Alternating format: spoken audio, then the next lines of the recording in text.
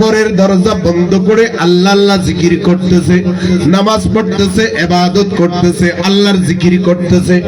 এটা দেখার সাথে সাথে আযাবের ফেরেশতারা ওই এলাকা আর ধ্বংস করে নাই, ফেরত চলে আসছে। সুবহানাল্লাহ বলি না? আরেকটু জোরে বলি। আল্লাহ তাদেরকে ডাক দিলেন, এই আযাবের ফেরেশতারা তোমাদেরকে পাঠিয়েছিলাম ওই এলাকা ধ্বংস করার জন্য, ধ্বংস করেছো? আর ফেরেশতারা উত্তর দেয়, আল্লাহ কেমনে ওই এলাকা ধ্বংস করব? ওই এলাকার মধ্যে আমরা যখন ধ্বংস কার্য শুরু করব, এমন মুহূর্তের মধ্যে আমরা দেখতে পেলাম তোমার একজন নেককার বান্দা কি করছে?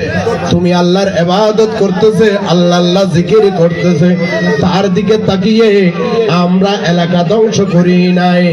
আমার আল্লাহ ফেরেশতাদেরকে ডাক দিয়ে বলে, হে ফেরেশতারা, তোমরা আবার যাও এই এলাকার মধ্যে ধ্বংস কাজ শুরু করো। তবে পুরা ধ্বংস করার আগে শুরুতে ওই ব্যক্তিকে প্রথমে উল্টাই দিবা, তাকে দিয়ে শুরু করো। বাজর বলি আল্লাহু আকবার। ফেরেশতারা আশ্চর্য হয়ে গেল, মাওলা এটা কেমন কথা? আপনার ইবাদত করছে, তার দিকে তাকিয়ে আমরা ধ্বংস করতে পারি না এলাকা, কিন্তু আপনি বলছেন আবার গিয়ে ওই এলাকা ধ্বংস করার শুরু করার পূর্বে ওই ব্যক্তিকে ধ্বংস করার জন্য। মাওলা আমরা তো রহস্য বুঝতে পারলাম না। আমার আল্লাহ ডাক দিয়ে বলে, এই ফেরেশতারা, ওই এলাকার মধ্যে কুনাকুনি, রাগাজানি, মারামারি, দরাদরি, জানা বেবিচার বেড়ে গেছে, কিন্তু আমার ওই বান্দা, সে তার কাছে জ্ঞান আছে, এলাকার সকলে তাকে ভয় করে, এলাকার তাকে সকলে সম্মান করে, কিন্তু সেই সম্মান টিকানোর জন্য, সেই নিজেকে বাঁচানোর জন্য কাউকে গিয়ে মন্দটা মন্দ বলছে না, ভালোটা ভালো বলছে না। সেই বড় স্বার্থপর। আমি স্বার্থপর বান্দাকে আমি আল্লাহ পছন্দ করি না, আমি ওই বান্দাকে পছন্দ করি যে বান্দা আমার অন্য বান্দার জন্য চিন্তা করে, টেনশন করে, যে নিজের জন্য চিন্তা করার আগে অন্যান্য বান্দার চিন্তা করে। জোরে বলি সুবহানাল্লাহ। সেই জন্য আল্লাহ রাব্বুল ইজ্জত আমাদেরকে দোয়া শিখিয়ে দিয়েছেন, রব্বানা আতিনা ফিদ দুনিয়া হাসানাতাও ওয়া ফিল আখিরাতি হাসানাতাও ওয়া কিনা আযাবান নার। রব্বানা, রব্বানা, হে আমাদের রব, আতিনা, আমাদেরকে দাও। আতি বলে নাই, আল্লাহ আমাদেরকে শিখিয়ে দেয় নাই, আল্লাহ আমাকে দাও। আতি বলে নাই, আল্লাহ বান্দাদেরকে শিখিয়ে দিচ্ছেন, আতিনা, আমাদেরকে দাও। রব্বানা যালামনা, হে পরওয়ারদিগার, আমরা বড় জুলুম করেছি। এখানে সকলের কথা যখন বলবেন মোনাজাতের মধ্যে, তখন আল্লাহ আপনার দোয়া কবুল করবে। আপনি যদি সারা জীবন যদি নিজের জন্য কাঁদেন, মাওলা আপনার দোয়া কবুল করবে না। তখন কবুল করবে যখন অন্য মুসলমানের জন্য যখন আপনি দোয়া করবেন, পরে আপনার জন্য দোয়া করবেন, তখন আল্লাহ ওই দোয়াকে কবুল করবেন। জোরে বলি সুবহানাল্লাহ। আমার আল্লাহ বলেন, এই ফেরেশতা, তাকে গিয়ে প্রথমে উল্টাইয়া দাও, গজব আগে তার উপর পতিত করো, কারণ সেই দেখে রয়েছে সে আমার বান্দাদেরকে ভালো পথের মধ্যে আহ্বান করছে না, এবং খারাপ কাজের মধ্যে সে বিরত থাকার জন্য বাধা দিচ্ছে না। আল্লাহু আকবার বলি। কি শিখলেন? সমাজের মধ্যে কোন সন্তান, আপনার ভাইয়ের সন্তান, আপনার এলাকার সন্তান কোন খারাপ দিকে যদি যায়, আপনি যতটুকু পারবেন সুন্দরভাবে বুঝাই বলবেন, আবার সকলের সামনে বেইজ্জতি করে না। অনেকে ডাকে না, একজনকে একজন ডাকে, এই নামাজ পড়তে আই, বেনামাজি বেটা, নামাজ কালাম কিছু নাই, আরে ডাং ডাং ডাং ডাং গরজ, সকলের সামনে বেইজ্জতি করতেছে, বেনামাজি বলে। এটা কিন্তু উচিত না। এটা কি উচিত হলো কি? আল্লাহ কুরআনুল কারীমের সূরা নাহালের 125 নম্বর আয়াতের মধ্যে বলেন, উদউ ইলা সাবিলি রাব্বিকা বিল হিকমাতি ওয়াল মাউইজাতিল হাসানা। হাবিব, আপনি দাওয়াত দিন আপনার রবের পথে, বিল হিকমা, হিকমতের মাধ্যমে, ওয়াল মাউইজাতিল হাসানা, ভালো ওয়াজের মাধ্যমে, বক্তব্যের মাধ্যমে। জোরে বলি সুবহানাল্লাহ। আরো জোরে বলি না সুবহানাল্লাহ। মন্দ কাজের মধ্যে নিষেধ করবেন, নিষেধ করার একটা সিস্টেম আছে। নিষেধ করার কি আছে? সিস্টেম আছে। ভালো পথের মধ্যে ডাকার জন্য সিস্টেম আছে। আজকে এই এলাকার ভাইয়েরা, এলাকার পুরা সমাজের তরফ থেকে নবীর মাহফিল, গৌসে পাকের মাহফিল প্রত্যেক বছরের মতো এই বছরও করেছেন। এটা কিসের জন্য করেছেন? এটা করেছেন মাহফিলের মাধ্যমে বড় বড় আলেম ওলামাকে আনবে, তাদের জবান দিয়ে, তাদের মুখ দিয়ে কোরআন হাদিসের কথা বলবে, অর্থাৎ ভালো পথের মধ্যে মানুষকে ডাকবে।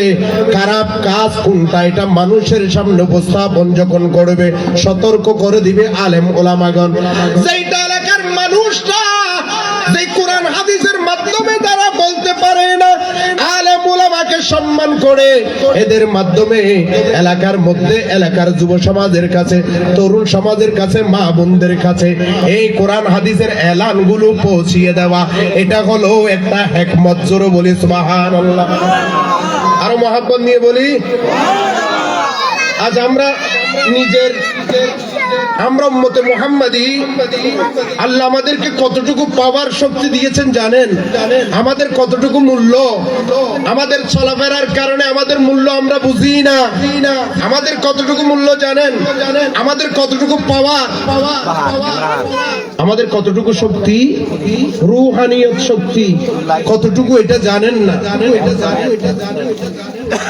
বিশেষ করে কি আপনাদের খারাপ লাগছে? হযরত সুলাইমান আলাইহিস সালাম ইবনে হযরত দাউদ আলাইহিস সালাম, হযরত দাউদ আলাইহিস সালাম যার উপর আল্লাহ রাব্বুল ইজ্জত জাব্বুর কিতাব নাযিল করেছেন, আল্লাহ 104 খানা শ্রেষ্ঠ কিতাব নাযিল করেছেন। তোর মধ্যে 4 খানা হলো শ্রেষ্ঠ। এক হলো জাব্বুর, দ্বিতীয় নম্বর হলো তাওরাত, তারপর হলো ইনজিল, তারপর যেটা এই 4টার মধ্যে যেটা শ্রেষ্ঠ এটা হলো আল কোরআন। সুবহানাল্লাহ বলি। হযরত সুলাইমান আলাইহিস সালাম ওনার সাথে যখন রানী বিলকিসের সাথে অনেক বড় ঘটনা সূরা নামলের মধ্যে আল্লাহ বিস্তারিত বলেছেন।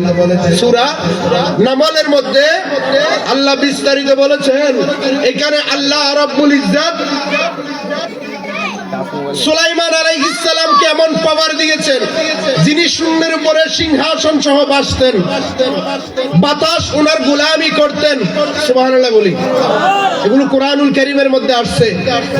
বিলকিসের সাথে যখন সুলাইমান আলাইহিস সালামের কি হলো, মত বিনিময় হলো, যখন এদের মাঝে বিলকিস যখন সুলাইমান আলাইহিস সালামের কাছে সৈন্য নিয়ে আত্মসমর্পণ করার জন্য সুলাইমান আলাইহিস সালামের কাছে আসা আরম্ভ করলেন, যখন রওনা দিলেন, এই খবর হযরত সুলাইমান আলাইহিস সালাম পেলেন। সুবহানাল্লাহ বলি। আসছে মাশাআল্লাহ। নারে তাকবীর, নারে রিসালাত, নারে গাউসিয়া। আজকের মেহফিলের সম্মানিত প্রধান মেহমানের আগমন আলহাজ জনাব মোহাম্মদ ফুরকান উদ্দিন সাহেব এর আগমন। মারহাবা, সকল বলি মারহাবা। সালাতুন ইয়া রাসূলুল্লাহ আলাইকুম সালামুন ইয়া হাবিবাল্লাহ আলাইকুম সালাতুন ইয়া।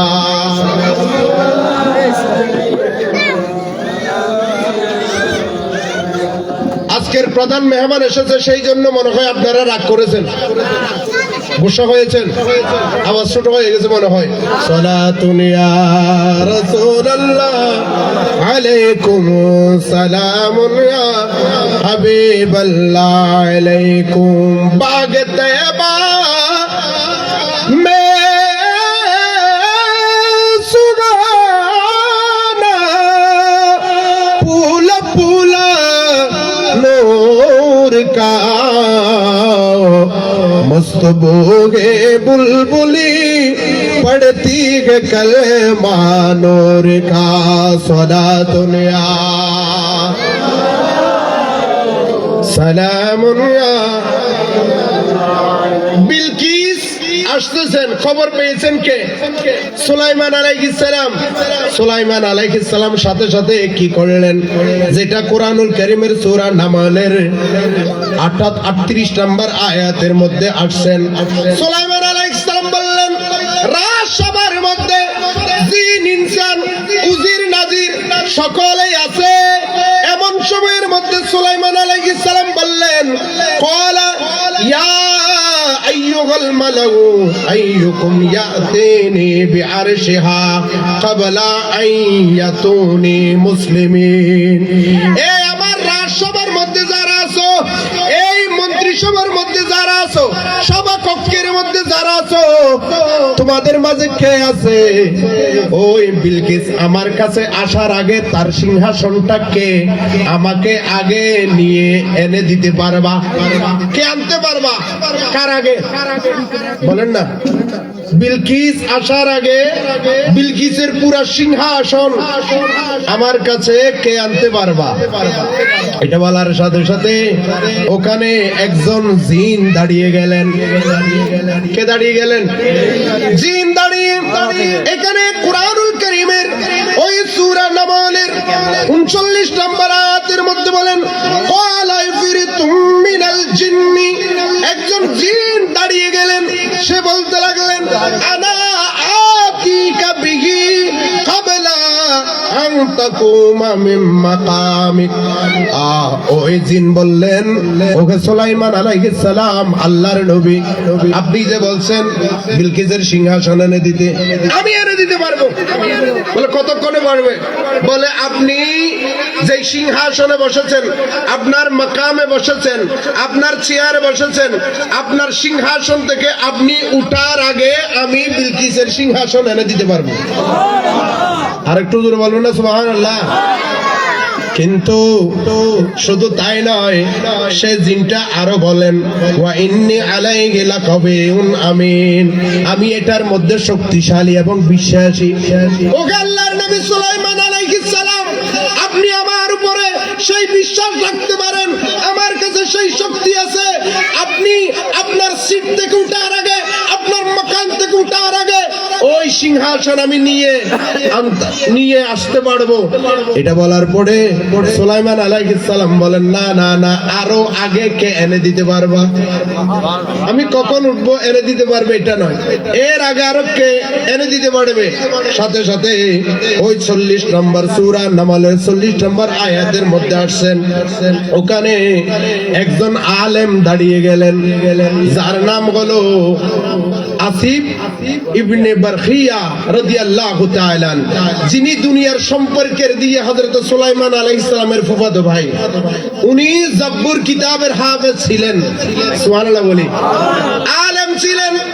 উনি দাঁড়িয়ে গেলেন, ইনি বললেন, ক্বালাল্লাযী ইনদাহু ইলমুন মিনাল কিতাব, ওই যার কাছে ইলম আছে, কিতাবের ইলম আছে, ওই ব্যক্তি দাঁড়িয়ে গেলেন। তিনি দাঁড়িয়ে বলছেন, আনা আতিকা বিহি, বলে আমি এটা এনে দিতে পারবো। সুলাইমান আলাইহিস সালাম বলেন, কতক্ষণ এনে দিতে পারবে?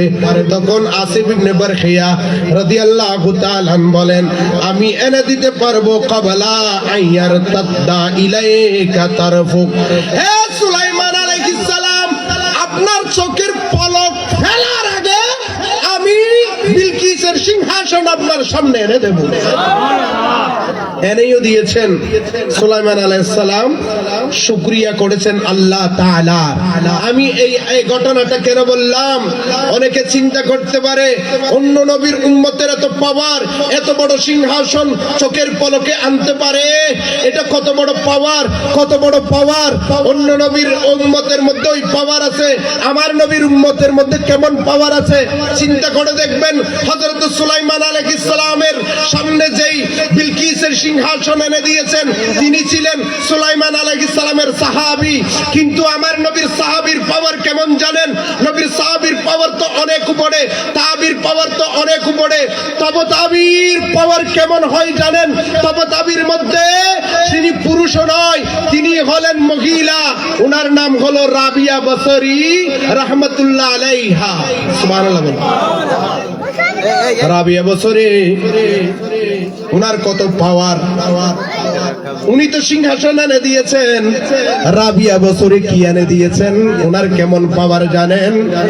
রাবিয়া বছরের জামানায় বসরা নগরের মধ্যে আরেকজন আল্লাহর ওলি ছিল, যার নাম হলো হাসান বসরি। যার নাম কি? হাসান বসরি রাহমাতুল্লাহ আলাইহি। হাসান বসরি দল বল সহ হজের মধ্যে গেলেন। আল্লাহর ঘরের মধ্যে উনি হজ পালন করতে গেলেন, কিন্তু রাবিয়া বসরি গেলেন না। হাসান বসরি দল বল নিয়ে, কাফেলা নিয়ে, উনি একজন আল্লাহর ওলি, উনিও তবতাবি। উনি গেলেন কোথায় বলেন না? হজ করতে মক্কাতুল মুকাররমা। উনি হজ করলেন, হজ শেষ মদিনাতুল মুনাওয়ারায় আসলেন, আমার নবীর জিয়ারত করলেন। 14-15 দিন থাকার পরে আবার কাফেলা নিয়ে নিজের বসরা এলাকার মধ্যে এসে গেলেন। জোরে বলি সুবহানাল্লাহ। রাবিয়া বসরির সাথে দেখা। রাবিয়া বসরি উনি একজন আল্লাহর ওলি, মহিলা ওলি, পর্দা সহকারে। হাসান বসরি উনার সাথে, রাবিয়া বসরির সাথে সাক্ষাৎ হইল। আর হাসান বসরি বলে, ওহে রাবিয়া, তুমি চাইলে এবছর আমাদের সাথে হজ্জের মধ্যে যাইতে পারতা, হজ করতে পারতা, মদিনাতুল মুনাওয়ারায় যাইতে পারতা। আমরা পুরা কাফেলার মধ্যে যারা গিয়েছি অনেক রূহ হারিয়ে তৃপ্তি পেয়েছি। আল্লাহর ঘর হামে কাবা তাওয়াফ করে আমরা ওই আরফাতের ময়দানের মধ্যে অবস্থান করে হজের 3 ফরজ আদায় করে, আমরা ওয়াজিবগুলো আদায় করে, এরপর নবী পাক সাল্লাল্লাহু আলাইহি ওয়াসাল্লামের রওজা মুবারকে জিয়ারত করে অনেক তৃপ্তি পেয়েছি। আমাদের রূহানিয়ত একেবারে পরিপূর্ণ।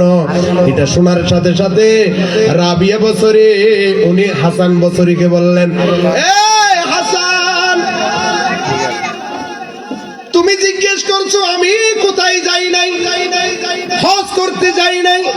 এখন হাসান তুমি আমার উত্তর দাও, তুমি যখন খানায়ে কাবা যখন তাওয়াফ করতে গিয়েছো, সাথে সাথে খানায়ে কাবাকে তুমি কি দেখতে পেয়েছো?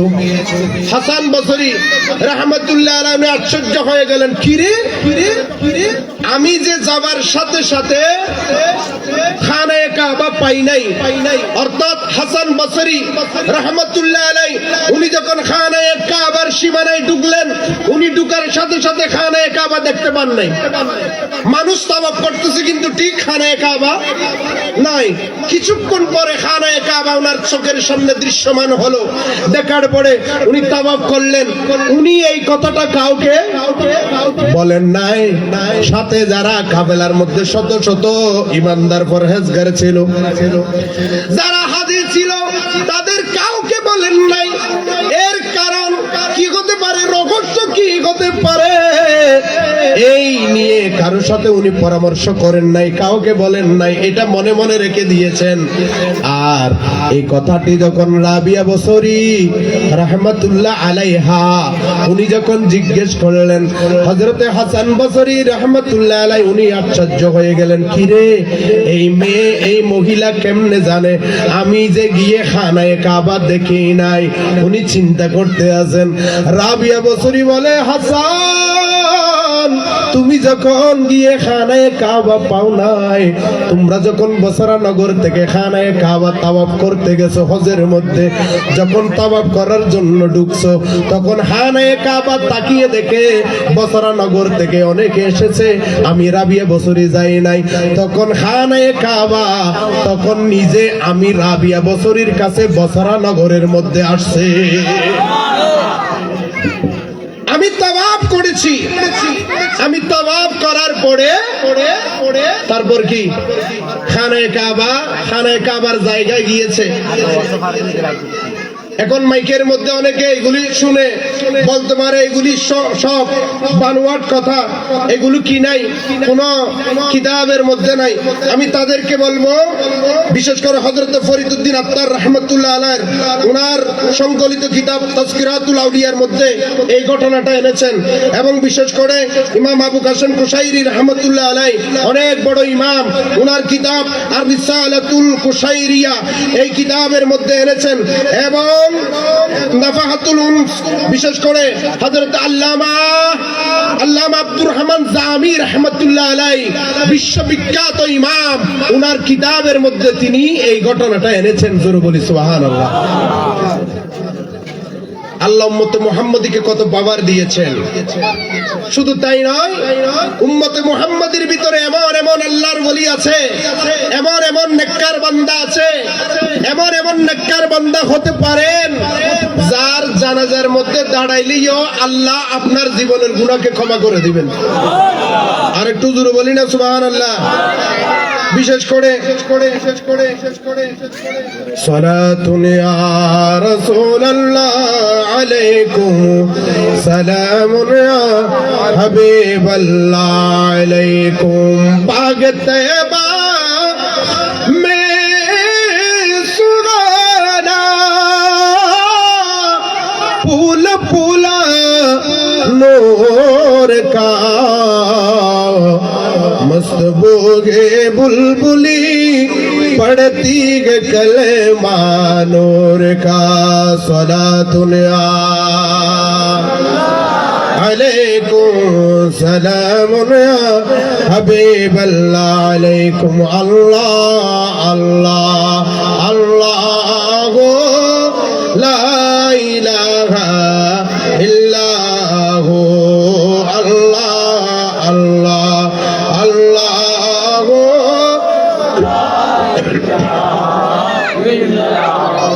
শরহুস সুদূর আল্লামা জালালউদ্দিন সুয়ুতী রাহমাতুল্লাহ আলাইহির কিতাব, যিনি আমার নবীকে একবার নয়, দুইবার নয়, ৭৫ বার স্বপ্ন দেখেছেন। হযরত জালালউদ্দিন সুয়ুতী রাহমাতুল্লাহ আলাইহির কিতাব। আমরা যারা মিলাদুন নবী পালন করি তারা মানি, শুধু তাই নয়, যারা মিলাদুন নবীকে বেদাত বলে তারাইও মানে। শরহুস সুদূর ওই কিতাবের মধ্যে ৮৬ পৃষ্ঠার মধ্যে একটা ঘটনা আনেন উনি।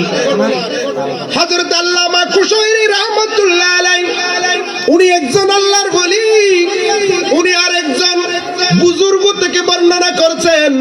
সেই বুজুর্গ থেকে ঘটনা বর্ণনা করছেন। সেই বুজুর্গ ছিল এক সময় কাফন চোর। কি চোর? পরে আল্লাহর ওলি হয়ে গেছে। প্রথমে কি ছিল? ওই কবর থেকে কাফন চুরি করত।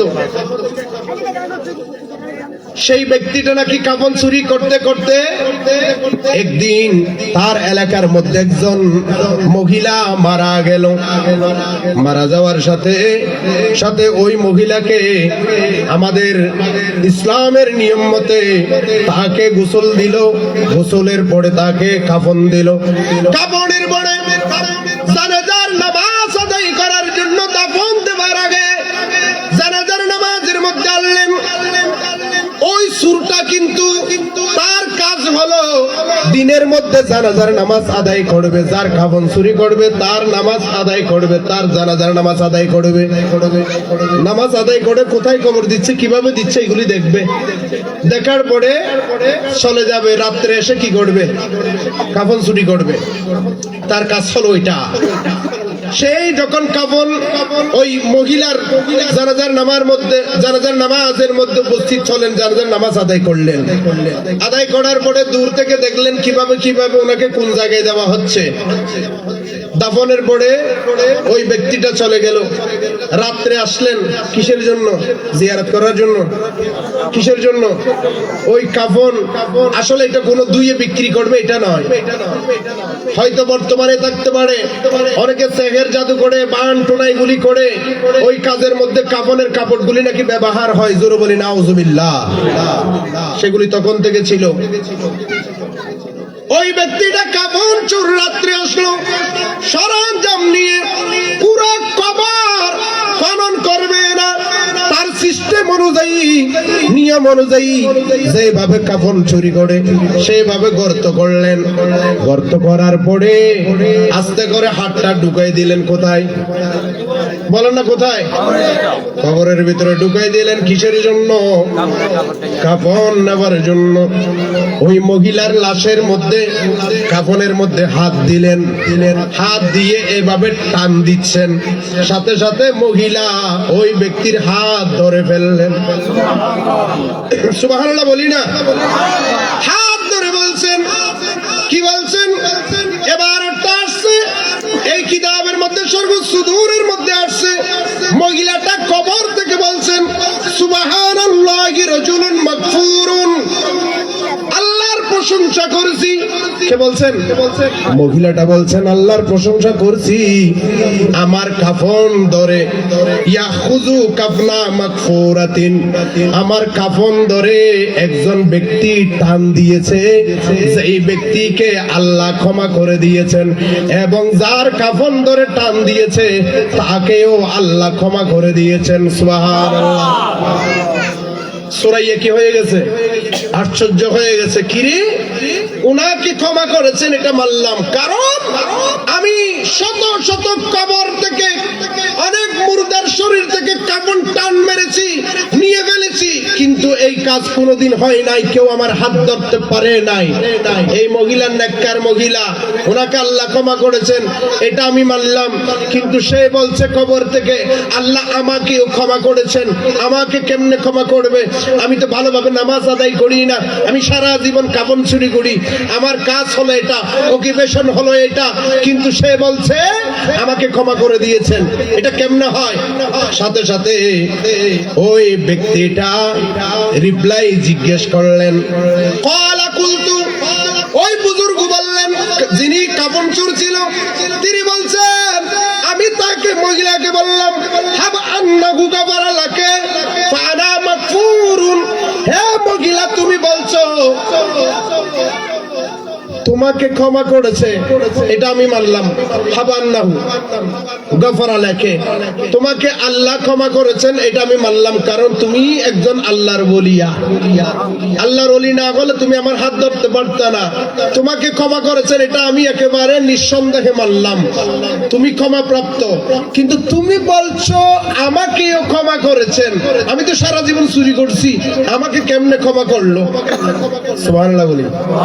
দেখেন, আচ্ছা, যে রাত্রে কাফন চুরি করতেছে তার কি আছে? কলিজার মধ্যে কি আছে বলেন না? দম আছে, দম আছে, কোনো ভয় নাই। আচ্ছা, রাতের একটাই যদি এখান থেকে যদি কেউ এদিক দিয়ে হাঁটে, কবরস্থান থেকে যদি একটা হাত তুলে যদি বলে আরেক গ্লাস পানি দে, আপনি কোথায় যাবেন? আপনার স্যান্ডেল কোথায় যাবে? কাপড় কোথায় যাবে? পুকুরে পড়বেন নাকি ওইদিকে গিয়ে একরাম টাওয়ারের সাথে আপনারা ধাক্কা খাবেন? কোনো হুঁশ থাকবে না। রাতের বেলায় নয়, জুমার নামাজ আদায় করে আপনারা এভাবে দাঁড়িয়েছেন, কোন খবর থেকে যদি অতটুকু হাত তুলে যদি বলে ভাই ফুত আরেকখানে লই যা, কেমন হবে? কেমন অবস্থা হবে? আপনাদের হুঁশ থাকবে? কিন্তু উনার দম আছে, যিনি রাত্রে কাফন চুরি করে, ওনার কাছে কি আছে? উল্টা জিজ্ঞেস করতেছে আমাকে কেমনে ক্ষমা করলো আল্লাহ, এটা বলো, এটা বলো, এটা বলো। আল্লাহু আকবার বলি। আর মহিলা ওখান থেকে উত্তর দিচ্ছেন, এ আল্লাহর বান্দা, আমার কাফন চুরি করতে আসছো ঠিক। মহিলাটা বললেন ক্বালাত ইন্নাল্লাহ গাফারা লি, নিশ্চয় আল্লাহ আমাকে ক্ষমা করেছেন, শুধু তাই নয় ওয়ালি জামি মান সাল্লা আলাইয়া, শুধু আল্লাহ আমাকে ক্ষমা করেছেন, শুধু তাই নয় আমি মাওলারে এত রাজি করেছি, আল্লাহ আমার উপরে এত খুশি হয়েছে, আমার জানাজার মধ্যে যারা যারা শরীক হয়েছে, যারা যারা আমার জানাজার নামাজ আদায় করেছে, আল্লাহ সকলকে ক্ষমা করে দিয়েছেন। এখন ওয়ান্তা, ও আল্লাহর বান্দা, তুমি তো এখানে ছিলা, আমার জানাজার নামাজের মধ্যে ছিলা, সেই জন্য আল্লাহ সকলকে যখন ক্ষমা করে দিয়েছেন, তোমাকেও তোমার অতীতের সমস্ত গুনাহ পাপ আল্লাহ ক্ষমা করে দিয়েছেন, তুমি আল্লাহর ক্ষমা প্রাপ্ত বান্দা। জোরে বলি সুবহানাল্লাহ। উনি বললেন সাথে সাথে পাতারা কাহা, আমি ছেড়ে দিলাম। কি ছেড়ে দিল? কাফন ছেড়ে দিলেন। ছেড়ে দেওয়ার পরে ওয়ারাদ্দা তুরাবা, উনি ওই মাটিগুলো আগের মতো ঠিক করে দিলেন। সুম্মা তাবা ওয়া হাসুনাত তাওবাতুন, আল্লাহর দরবারে এমন ভাবে ফরিয়াদ করলেন, এমন ভাবে কান্নাকাটি করলেন, আল্লাহ আমি সারা জীবন কবন চুরি করেছি, আমার ভিতরে তুমি এত পাওয়ার দিয়েছো, উম্মতি মুহাম্মদের ভিতরে এত পাওয়ার দিয়েছো, ওগো আল্লাহ আমি তো জানতাম না একজন মহিলার উসিলাই তুমি যদি সকলকে ক্ষমা করে দিতে পারো, উনি মহিলা, উনার উপরে স্থান তো আমার, আমি পুরুষ, আল্লাহ আমি তো নিজের দাম নিজে বুঝি নাই, মাওলা সারা জীবন কবন চুরি করেছি, তুমি আমার না চাইতে ক্ষমা করে দিয়েছো, আল্লাহ তোমার শুকরিয়া আদায় করে আমি শেষ করতে পারবো না, মওলা তোমার কাছে হাত তুলে দিয়েছি, আল্লাহ আমি ভবিষ্যতে যেন আমার দ্বারা কোনো গুনাহ না হয়, পাপ না হয়, যে কাজ করলে তুমি আল্লাহ নারাজ হও, তোমার নবী নারাজ হয়, আউলিয়া কেরামগণ নারাজ হয়, সমাজ নারাজ হয়, এলাকা নারাজ হয়, ওই কাজ যেন আমার দ্বারা না হয়, মওলা তুমি আমারে ওই কাজ থেকে দূরে রাখো, মওলা তুমি আমারে ক্ষমা করে দাও, তুমি আমারে তোমার নেক বান্দার কাতারের মধ্যে কবুল করে নাও। সেই দিন থেকে এমন ভাবে উনি আল্লাহর দরবারে ফরিয়াদ করলেন, এমন ভাবে তওবা করলেন, এমন ভাবে আল্লাহর ইবাদত করলেন, আমল করলেন, আল্লাহ রব্বুল ইজ্জত ওই বান্দাকে আল্লাহর একজন ওলি হিসাবে কবুল করে নিয়েছে। উম্মতে মুহাম্মাদের ভিতরে আল্লাহ এত পাওয়ার দিয়েছেন, কার উসিলায়? শুধু দুনিয়ায় নয়, কাল কিয়ামতের ময়দানে কোন নবীর ক্ষমতা চলবে না, কোন নবীর উম্মতের ক্ষমতা তো দূরের কথা। বুখারী শরীফ থেকে বলছি, অনেকে আবার মানতে পারবে না, অনেকে নবীর উম্মত হওয়ার পরে অনেকে ভিতরে ভিতরে খুশি নাই, এমন উপরে দেখায়, আছে কি? আছে না? আছে না? এরকম আছে না? আমি তাদেরকে বলবো একটু চিন্তা করে দেখুন, আল্লাহ আপনাকে কত দামি করেছেন। বুখারী শরীফের মধ্যে হাদিসটা আসছে, কাল কিয়ামতের ময়দানে আল্লাহ রাব্বুল ইজ্জত নূহ আলাইহিস সালামের উম্মতদেরকে ডাকবেন। কার উম্মতদেরকে? হযরতে নূহ আলাইহিস সালামের উম্মতকে ডাকবেন। ওকে নূহ আলাইহিস সালামের উম্মতরা, তোমরা আমাকে বলো, তোমরা আমার নবী নূহকে তোমরা মানো নাই কেন? আমার নবী তোমাদের কাছে ইসলামের দাওয়াত নিয়ে গিয়েছিল, কিন্তু তোমরা মানো নাই কেন? কে বলবে? বলেন না, কে বলবে? এই হাদিসটা কোথায় আছে? সিরিয়াল, মূল কিতাবের সিরিয়াল নয়, মূল কিতাবের সিরিয়াল নয়। আমরা যাদেরকে আলে হাদিস বলি, তারা যে বুখারী বাংলা করেছে, তাদের সিরিয়াল 3339 নম্বর হাদিস। আল্লাহ নূহ আলাইহিস সালামের উম্মতকে ডেকে বলবেন, এই নূহ আলাইহিস সালামের উম্মতরা, তোমরা কেন শিরিক করেছো? তোমরা কেন বেদাত করেছো? তোমরা কেন মূর্তি পূজা করেছো? গাছ পূজা, বাস পূজা, মূর্তি পূজা, সূর্য পূজা, কেন এগুলো করেছো? তোমাদের কাছে আমার নবী নূহ ইসলামের দাওয়াত নিয়ে, আমি আল্লাহর দাওয়াত নিয়ে, আমি আল্লাহর একাত্মবাদের দাওয়াত নিয়ে যাই নাই? তখন নূহ আলাইহিস সালামের উম্মতরা বলবে নাকি, আল্লাহ আমাদের কাছে নূহ আলাইহিস সালাম যায় নাই, উনাকে তো আমরা চিনিও না, ওনাকে আমরা চিনিও না, ওনাকে আমরা কোনোদিন দেখিও নাই, ইসলামের কোন দাওয়াত, তুমি আল্লাহ যে আসো এই দাওয়াত আমরা কোনোদিন পাই নাই। এটা বলার সাথে সাথে আল্লাহ নূহ আলাইহিস সালামকে ডাকবেন, ওকে নূহ, ও আমার নবী নূহ, বলো বলো, তোমার উম্মতরা বলছে তাদের কাছে আমি আল্লাহর দাওয়াত নিয়ে তুমি যাও নাই, এখন তোমার বক্তব্য কি? নূহ আলাইহিস সালাম বলবেন, আল্লাহ আমি তাদের কাছে দাওয়াত নিয়ে গিয়েছিলাম, তারা আমার সাথে এমন ভাবে গাদ্দারি করেছে, আমাকে এমন ভাবে মেরেছে, আমি একাধারে 7 দিন পর্যন্ত বেহুশ থাকতাম, তারা আমাকে মারতো, বেহুশ করতো, শুধু তাই নয় আমার জামা কাপড় পর্যন্ত ছিঁড়ে ফেলতো, আমার উপরে তো নির্যাতন করতো, আমার সাথে গাদ্দারি করতো, আমাকে মারতো, আমাকে বেইজ্জতি করতো। তখন আল্লাহ বলবেন নূহ তোমার উপর এত অত্যাচার করেছে তোমার উম্মতরা, আবার তারা বলছে তুমি তাদের নিকট দাওয়াত নিয়ে যাও নাই, এখন তোমার পক্ষে তুমি যে দাওয়াত দিয়েছো তাদেরকে সাক্ষী কে? সাক্ষী লাগবে কি লাগবে না? আচ্ছা, নূহ আলাইহিস সালামের সাথে কি হয়েছে এটা আল্লাহ দেখে নাই? বলে না দেখে নাই? এখন কেউ যদি বলে না এগুলি নতুন করে নিচ্ছে, মনে হয় আল্লাহ ভুলে গেছে, নাউজুবিল্লাহ, ঈমান থাকবে? বলে না ঈমান থাকবে? এগুলি আল্লাহ ইতিহাস করাচ্ছেন, ওই আমার নবীর সম্মান দেখাচ্ছেন। কোথায়? কিয়ামতের ময়দানে নবীর শান নয়, নবীর উম্মতের শান দেখাচ্ছেন। সেই জন্য আমি গুনাহগার 2016 সালে লিখেছিলাম, আল্লাহ কোরআনে পাঠালেন নবীকে চেনাতে, আল্লাহ দুনিয়া বানালেন নবীর শান বোঝাতে। ঠিক কি না?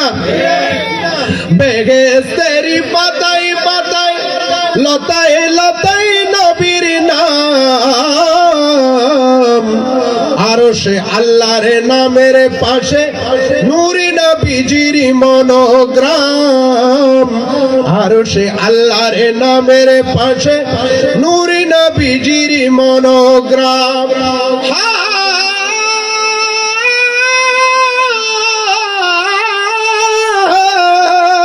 বেহেশতেরি পাতায় পাতায় লতায় লতায় নবীর নাম, আরশে আল্লাহর নামের পাশে নূরে নবীজির মনোগ্রাম, নূরে নবীজির মনোগ্রাম। আল্লাহ বেহেশত বানালেন নবীর প্রেমেতে, সুবহানাল্লাহ বলে। আল্লাহ বেহেশত বানালেন নবীর প্রেমেতে, আল্লাহ হাসরে করাবেন নবীর সম্মান দেখাতে, আল্লাহ হাসরে সাজাবেন নবীর শান দেখাতে। ওই হাসরের ময়দান আল্লাহ সাজাবেন মূলত আমার নবীর সম্মান দেখানোর জন্য।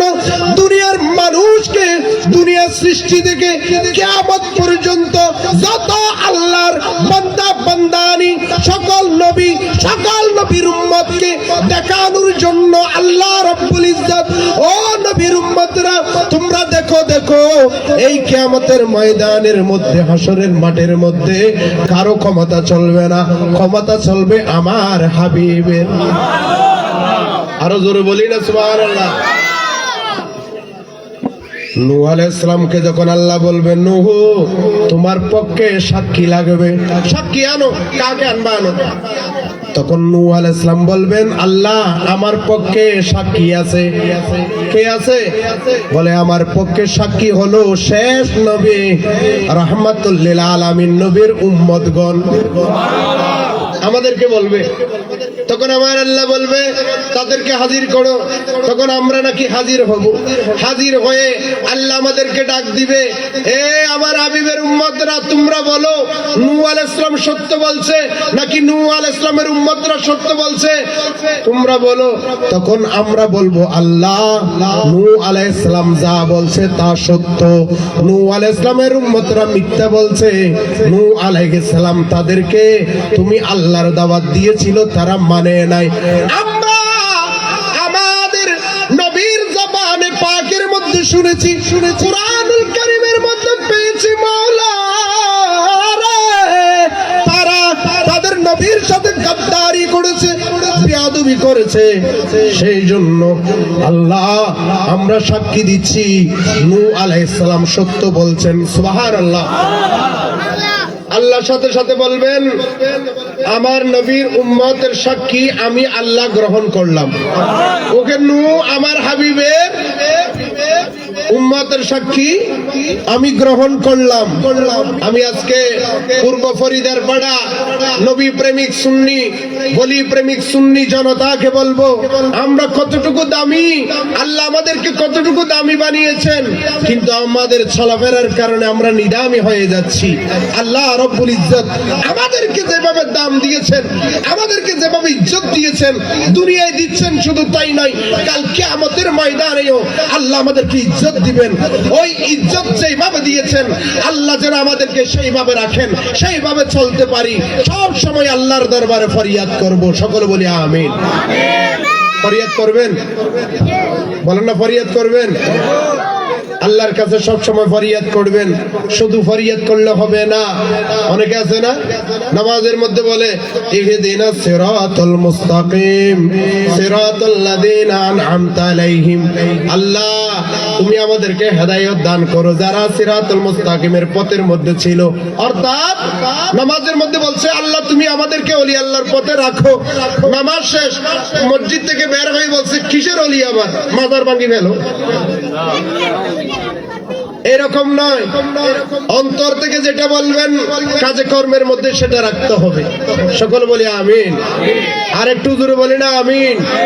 আয়ে নসিমে কোবে মুহাম্মদ সাল্লাল্লাহু अलैहि वसल्लम खिंचने लगा दिल सूबे मोहम्मद सल्लल्लाहु अलैहि वसल्लम।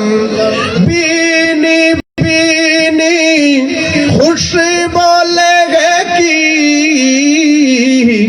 बेदम दिल की दुनिया में है की।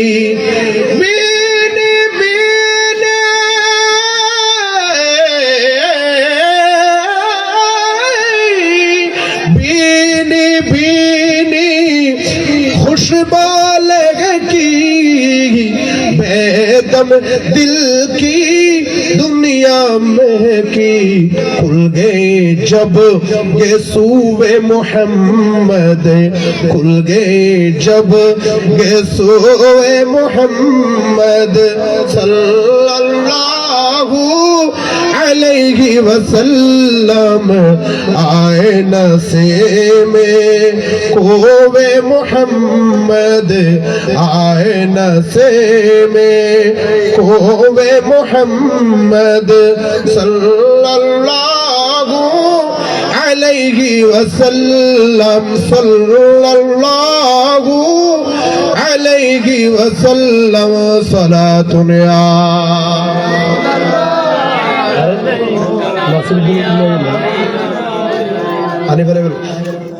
भागते में सुगाना फूल फूला नूर का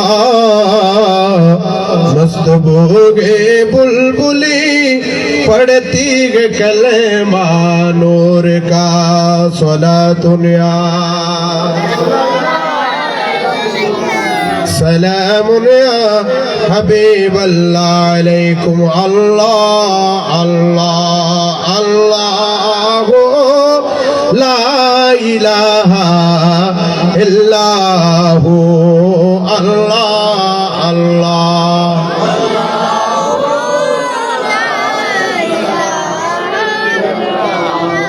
তাহলে নবীর আমরা শেষ নবীর উম্মতদেরকে আল্লাহ তো পাওয়ার দিয়েছেন। সুবহানাল্লাহ বলি। হযরত রাবিয়া বসরি রাহমাতুল্লাহ আলাইহা উনি তো একজন তাবিন, উনি তবে তাবিন, উনি কি তবে তাবিন। কিন্তু আমার নবীর সাহাবীর পাওয়ার কেমন? হযরত সিদ্দিক আকবর রাদিয়াল্লাহু তাআলা আনহুর মাস এটা কার মাস?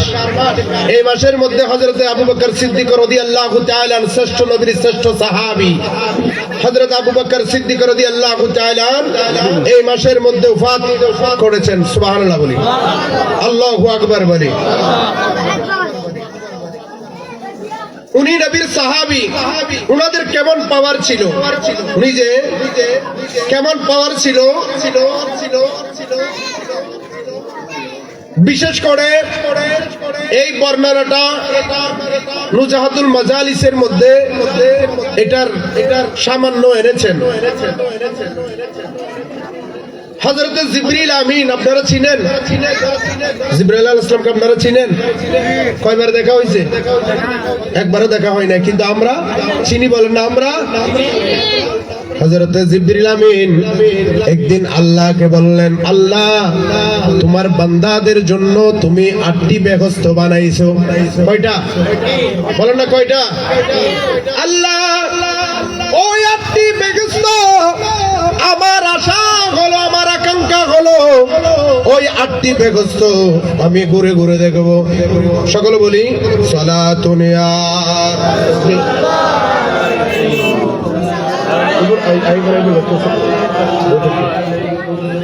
সালাতুন ইয়া রাসূলুল্লাহ আলাইকুম। আল্লাহ তুমি তোমার বান্দার জন্য কয়টি বেহেশত বানাইছো? কে বলছে? জিবরিল আমিন। হযরত জিবরাইল আলাইহিস সালাম আল্লাহকে বলছে, আল্লাহ তোমার বান্দাদের জন্য 8টি বেহেশত বানাইছো। আমার আশা হলো এই 8টি বেহেশত আমি একটু ঘুরে ঘুরে দেখবো কেমন করে বানাইছো। সুবহানাল্লাহ বলি। আল্লাহ আমি অনুমতি পাবো, বেহেশত দেখতে পারবো? তখন আমার আল্লাহ বলেন, জিবরাইল তোমার যখন দেখতে চাই দেখো গা। জিবরিল আলাইহিস সালাম একটা বেহেশতের মধ্যে ঢুকলেন, আরো বাকি কয়টা বলেন না, কয়টা? একটার ভিতরে ঢুকলেন, ঢুকে জান্নাতের মধ্যে লক্ষ লক্ষ কোটি কোটি বিলিয়ন মিলিয়ন যে গাছ আছে, একটা গাছের নিচে দাঁড়ালেন। জিবরাইল আলাইহিস সালাম দাঁড়িয়ে ওনার 600 পাখা বের করে দিলেন। কয়শত পাখা? 600 পাখা বের করে দিয়ে উনি উড়া আরম্ভ করলেন। উঠতে উঠতে উঠতে উঠতে উঠতে উঠতে উঠতে উঠতে উঠতে 100 বছর, 200 বছর, 300 বছর, 700 বছর, 500 বছর, 600 পাখা দিয়ে 600 বছর উঠলেন। উড়ার পরে হয়রান হয়ে পড়ে গেলেন, থেমে গেলেন। আমার আল্লাহ ডাক দেয়, জিবরাইল কয়শো বছর দেখছো, কেমন দেখছো? আল্লাহ 600 বছর দেখেছি, কিন্তু কুল কিনারা কোথায় এখনো তো খুঁজে পাইলাম না। আল্লাহ তোমার এই জান্নাত আরো 7টা বাকি আছে। নারে তাকবীর, নারে রিসালাত, নারে গাউসিয়া।